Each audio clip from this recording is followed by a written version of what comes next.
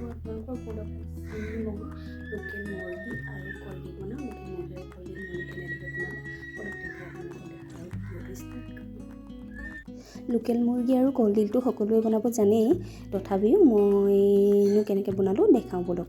এয়া মই কলডিলটো মিহি মিহিকৈ কুটি ল'লোঁ, আলু লৈছোঁ লগত, আৰু যি যি প্ৰয়োজনীয় মছলা লাগে সেইখিনি সকলোখিনি দিছোঁ। আৰু এইখিনি কলডিলখিনি কাটি লৈ অলপ নিমখ দি দিছোঁ, কাৰণ নিমখ দি দিলে ক'লা নপৰে, আৰু অলপ তিয়াই থৈ দিছোঁ।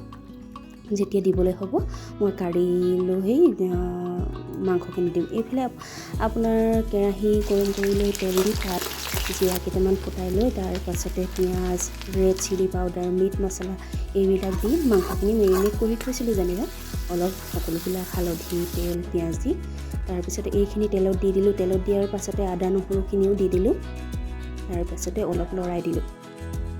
আপোনালোকেতো খায়েই, যিহেতু এইটো আমাৰ অসমীয়াৰ ডিছ হয়, সকলোৱেতো কলডিল আৰু কুকুৰা মাংসটো খাই ভালেই পায়, সেয়ে ময়ো ভাল পাওঁ খাই। তাৰপাছতে এয়া মই দি দিলোঁ, অলপ দেৰি লৰাই লৈ মেলি ঢাকন দি কমেও 10 মিনিটমান কম জুইত সিজালোঁ। তাৰপাছতে আলুখিনি দি দিলোঁ, আলুখিনি দি অলপ ঢাকন দি দিলোঁ, ঢাকন দি তাৰপাছতে 10 মিনিটমান সিজালোঁ।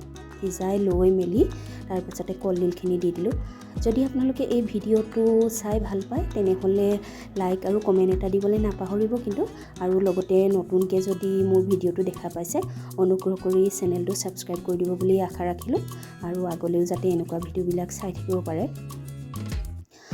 আৰু এই মই কলডিলখিনি দি ধুনীয়াকৈ লৰাই মেলি ঢাকন দি দিলোঁ। আকৌ 10 মিনিটমান মই সিজিব দিলোঁ, কাপতে সিজিবলৈ দিলি 10 মিনিটমানৰ পাছত আকৌ লৰাই লৈ মেলি অলপ মই ধুনীয়া গৰম পানী দি দিলোঁ, যিহেতু অকণমান থপথপীয়া কৰিম জোলখন লোকেল মুৰ্গীত। তাৰ পাছতে আকৌ মই 15 মিনিটমান একদম কম জুইত সিজিবলৈ দিলোঁ। কম জুইত সিজিবলৈ দি মেলি তাৰপাছতে এয়া মোৰ ৰেডি হৈ গ'লেই নহয়। তাৰপিছতে অলপ নমোৱাৰ আগে আগে গৰম মছলা দি দিলোঁ, আৰু ভোট জলকীয়া এটা কাটি দি দিলোঁ। অপশ্যনেল হয়, ভোট জলকীয়া দিবও পাৰে নিদিবও পাৰে। আৰু আপোনাৰ তাৰপাছতে মই মান ধনিয়া দি মাংসখিনি নমাই থৈ দিলোঁ। আৰু আনফালে মই থালি এখনত এয়া ধুনীয়াকৈ কলডিল, তাৰপাছতে লোকেল মুৰ্গী, আলু ল'লোঁ, আৰু এইফালে মাগুৰ মাছৰ জোল আছিলে, বিলাহীৰ লগত বনাইছিলোঁ। তাৰপাছতে আৰু আনফালে আকৌ বাটন মাছৰুম বাটাৰ গাৰ্লিক দি বনাইছিলোঁ, সেইটো ৰেচিপি বাৰু মই পাছলৈ দিম। এয়া মই লৈ ধুনীয়াকৈ টেষ্ট কৰি খাবলৈ বহি ল'লোঁ, আৰু খাই যে ইমান টেষ্টি লাগিলে নহয়। যদি আপোনালোকে এনেদৰে বনাই খায় তেনেহ'লে কমেণ্ট কৰিবলৈ নাপাহৰিব দেই। অন্য এটা ভিডিঅ' লৈ আকৌ মই পুনৰ আপোনালোকৰ মাজলৈ আহিম। আজিলৈ আহিছোঁ, বাই বাই।